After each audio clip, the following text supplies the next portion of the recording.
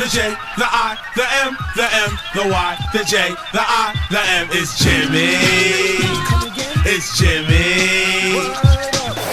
So I'm hearing you have two documentaries going. One about Muhammad Ali, which is fascinating in itself. Let's start with that one. Sure.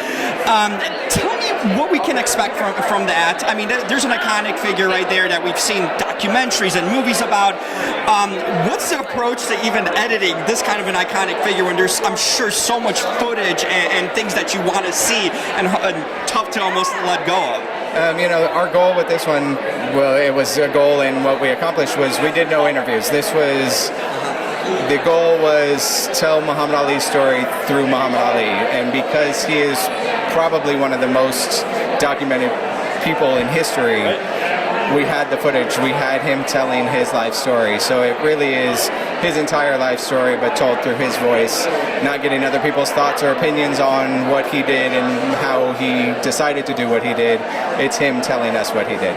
Tough is it to piece together, to tell a story out of the interviews, and there's so much of the footage that's out there.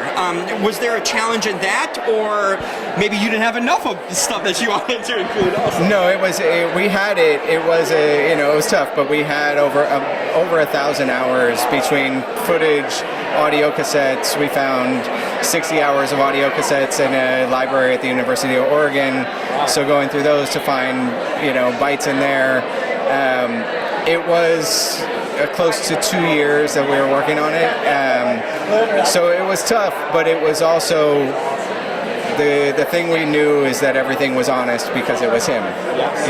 There was no he said, she said. Can't manipulate much with that. No, he was there telling us what happened. So, there was a joy to living in that.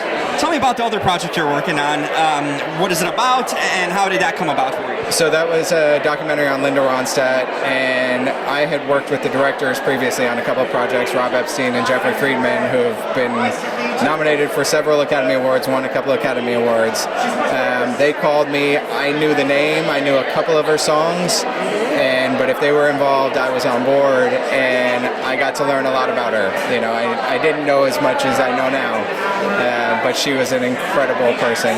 That's interesting, because if you approach a project when necessarily you don't know as much about someone as you would Muhammad Ali, just casually, how does that change a perspective on how you approach it? Whether the research and how you even go about it, if you don't know someone as well or not familiar with it. Sure.